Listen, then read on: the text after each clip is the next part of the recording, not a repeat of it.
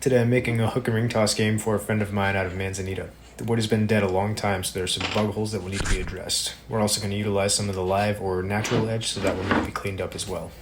The first thing I need to do though is figure out how I want to utilize the pieces and then break them down.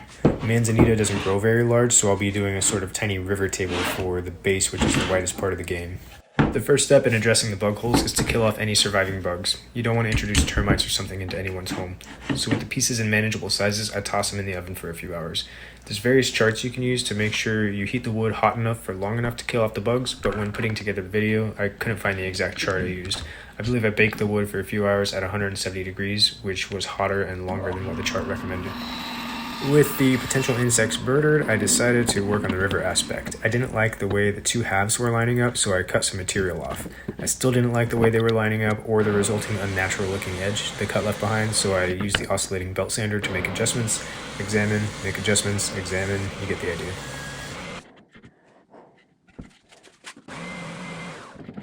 Now I'm going to clean up all of the live edge and the bug holes. I have absolutely no idea why I decided to use the wire wheel and the drill to do this. Typically when removing bark or rot in small pieces like this, I put the wire wheel on the lathe and take the wood to the wire wheel. Instead, as you can see, I decided to struggle for some reason.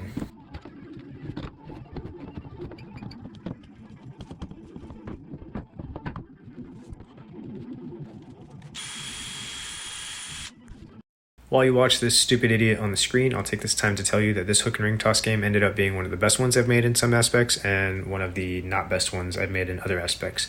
I think the alignment and positioning of the top turned out to be perfect, and that's the most difficult thing to perfect. However, I struggled with applying finish, tried to turn a mistake into a feature which sort of worked, but not as well as I'd hoped, and I made a stupid mistake which resulted in some ugliness that I was mostly able to fix, but not entirely. With the exception of the finishing issues, I'll talk more about these issues I just mentioned later.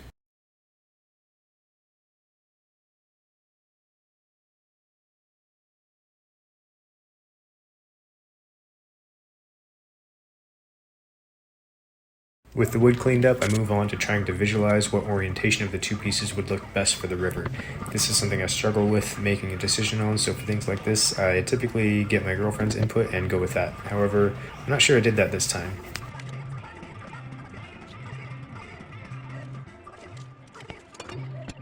With the orientation chosen, I mark a rough line and cut it down to size on the bandsaw.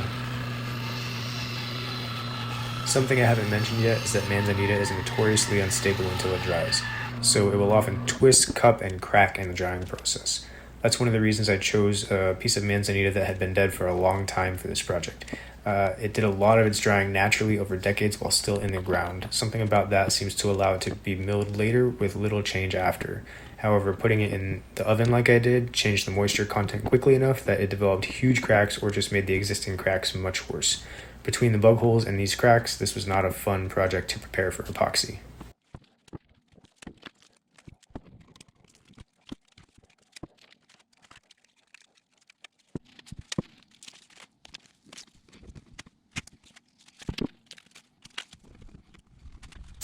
As you can see, I've used a bunch of aluminum tape to cover up bug holes and cracks on the flat surfaces.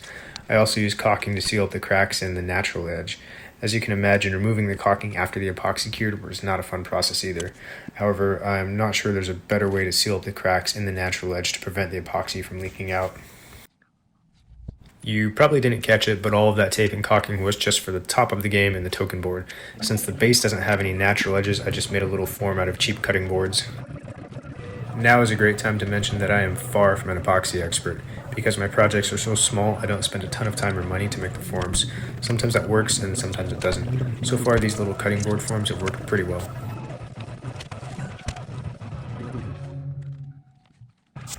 The way I make them is to buy some cheap cutting boards and make a little form out of them with caulking after I lock the wood in place with CA glue.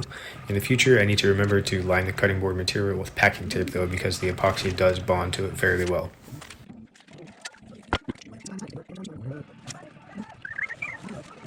With the form made and the holes on all the other work pieces all sealed up, I mix up the epoxy. I spend more time mixing the epoxy than what you see here, but I don't include all of that because the instructions say to mix for 15 minutes and even sped up 1,000 times. That's just too long. You don't want to see that. Once all the epoxy is all mixed up, I start pouring and injecting it into the work pieces. I bought a bunch of cheap syringes on Amazon to easily inject small amounts of epoxy into small spaces so that I don't make as big of a mess with the epoxy trying to pour it. They're pretty helpful, and I have so many of the dang things that we've also ended up using them for giving our little old dog medication. You can see me clamping some small pieces of scrap wood on the ends of the form. I did this because the epoxy was causing the form to flex and then filling the space between the form and the wood, wasting epoxy. Clamping on these small pieces of scrap forces the epoxy back into the workpiece. It may not be obvious, but I did have some leaks in the pieces that I couldn't make a form for. For one of them, I used flex paste and a block of scrap wood clamped to the leak to stop it. Flex paste is good at stopping leaks, but it's really hard to put on correctly. It's so thick and sticky that after you cover up the leak, when you pull your hand or putty knife or whatever you're using to apply it, you pull that away, it'll stick to that and then pull itself away from the leak. As I mentioned earlier, the epoxy does bond to the cutting board material, and I stupidly didn't line it with packing tape, so here are some of my struggles in removing the cutting board material. It quickly became apparent that I wasn't going to remove it nicely, so I basically cut it all off. The next minute or so is basically just removing the cutting board material.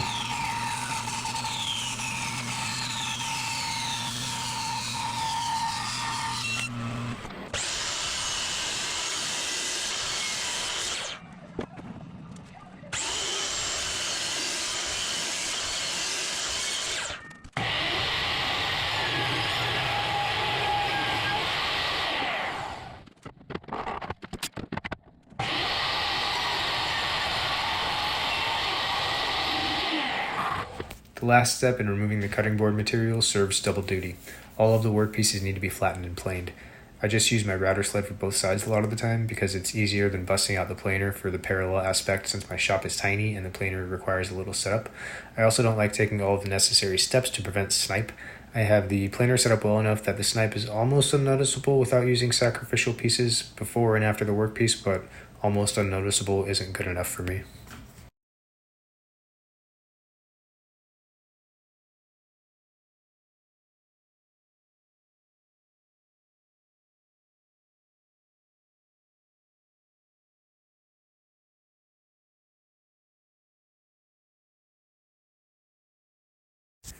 With all of the pieces nice and flat, I move on to removing the caulking from the natural edges. This isn't fun at all. Most of it comes out with a wire reel, but there's a lot that's deeper in some of the cracks that I need to use a dental pick to remove. It's one of those things where every time you think you're done, you look at it again and see more to remove. Because of that, I didn't record it all, so we're moving on to rough sanding. If you notice me sanding the river by itself, that's because I didn't make an epoxy dam around the river, so the epoxy shrank, leaving a valley beneath the surface of the wood. I had enough material that I could have just removed enough so the epoxy was flush with the wood, but I spoke with my friend, the client, and he's looking for unique anyway, so he decided to turn it into a feature. Unfortunately, that means it has to be sanded manually by hand. As I've said in other videos, I do not show all of the sanding. It's boring to do and in my opinion boring to watch. I think the video is plenty long enough without it. Let's take a break from the main boards and make the token for the game. The first thing you see me doing here is cutting the ends of the blank so that I can put it between centers on the lathe. If you're wondering why it looks like a black blob, that's because I use Manzanita for the token, which of course means filling cracks and bug holes. To do this, I toss the wood and epoxy into a Ziploc bag. This process has never resulted in leaks for me, but it is a little tougher to prepare for the lathe. Once it's on the lathe, I just turn it into a rough cylinder and then turn it into the shape I've decided on for my games. Other than the diameter of the base, the shape really doesn't matter much, so I just sort of do a funky stretched hourglass thing. The idea is that it looks better than a plain cylinder and is also slightly easier to grab.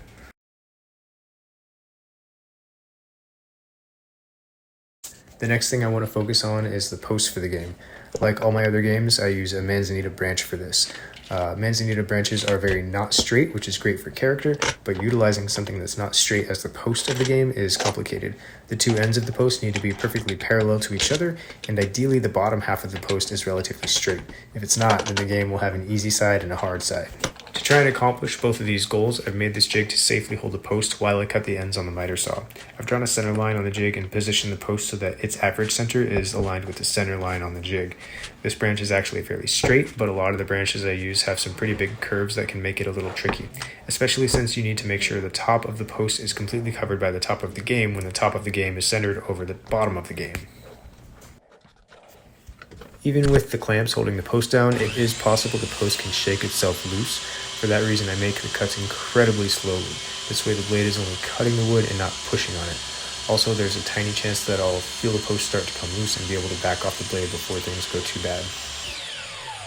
To ensure both ends of the post are perfectly parallel to each other, I move the jig to the other side of the miter saw rather than flip it around the jig.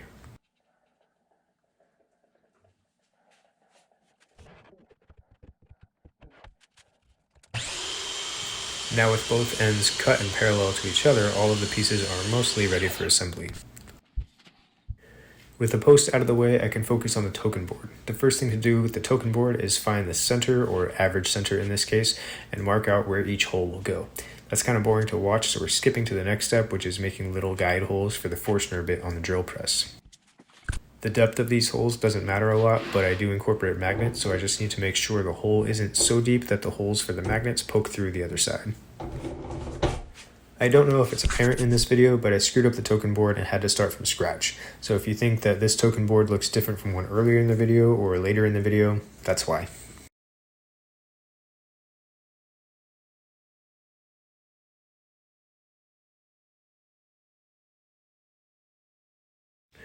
With the token holes drilled out, I just need to drill out the smaller holes for the magnets using the pilot hole from the Forstner bit as a guide for this regular bit.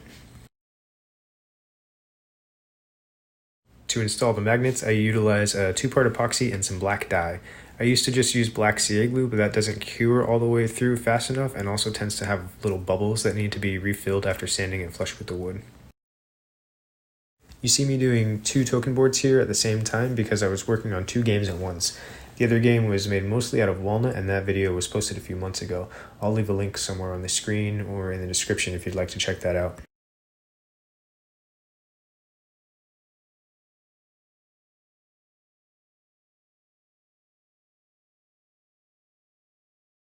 Here you can see me struggling to get the epoxy flush with the wood.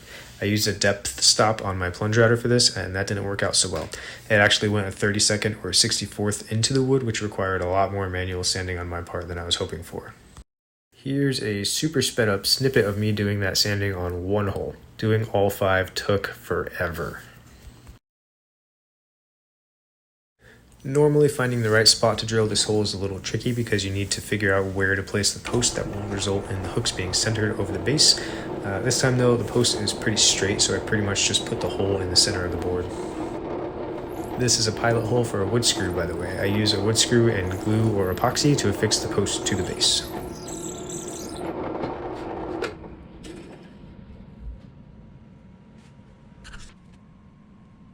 With the pilot hole drilled, I use some double-sided tape to place the post exactly where I want it, so I can drill through that pilot hole and into the post, making its pilot hole in line with the first.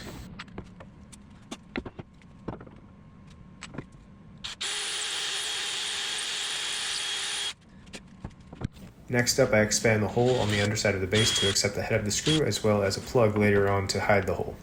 I then temporarily attach the post to the base and mark out the outline of the post on the base using some painter's tape.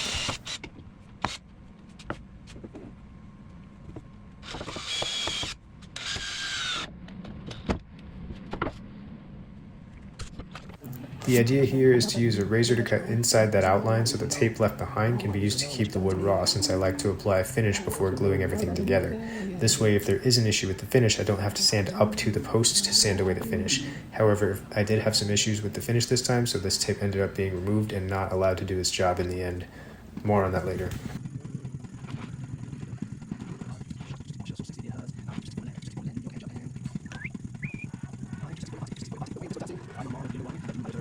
Now it's time to align the top with the bottom. This is where things get tricky.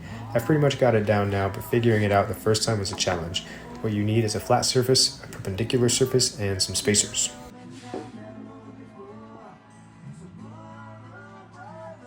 The first 2 spacers go under the top of the game to make its y-axis in line with the y-axis of the base of the game. The last spacer goes between the base and the perpendicular surface to push the x-axis of the base out to be in line with the x-axis of the top, which is touching the perpendicular surface. With the spacers all in place, I take a couple little metal points, tape them to the tops of the post where I want the dowels to be, then line up the top to the base and clamp it in place. This puts indentations on the post and the top of the game so that I know exactly where to drill the holes to accept the dowels.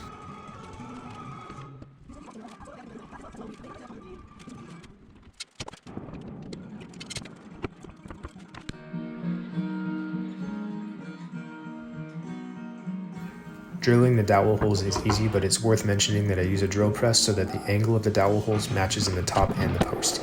If the angle didn't match, then the dowel would force the two surfaces to come together at an angle.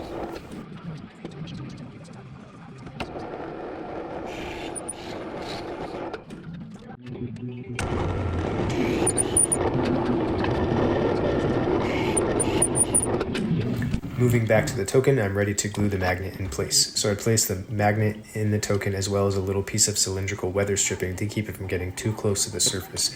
This way the magnet isn't so strong that it picks up the board when you try to move the token.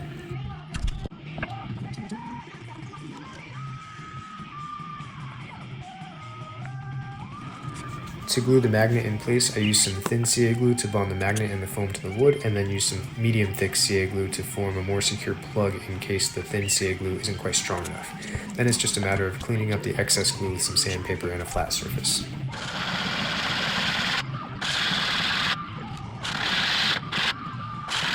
I think that's pretty much all of the work on the individual components prior to the glue up other than applying the finish.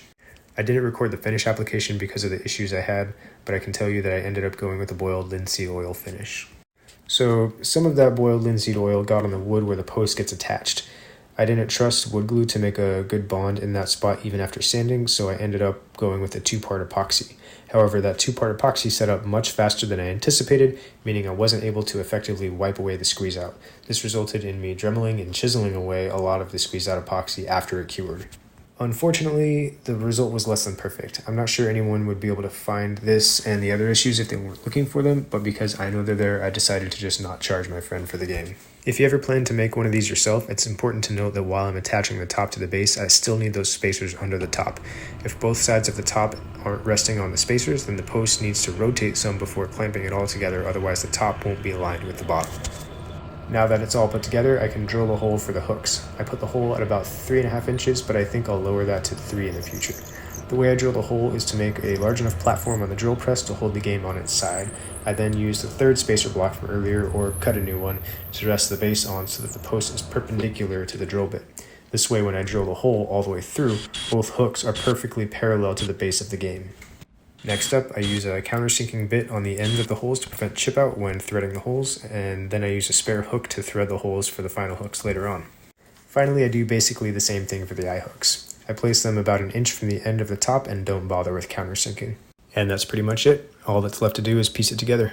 One thing to note though is that for the string, I use black braided fishing line. It's super strong, looks good, and doesn't allow the knot to slip. Despite the issues I had, I think it looks pretty good. Let me know what you think.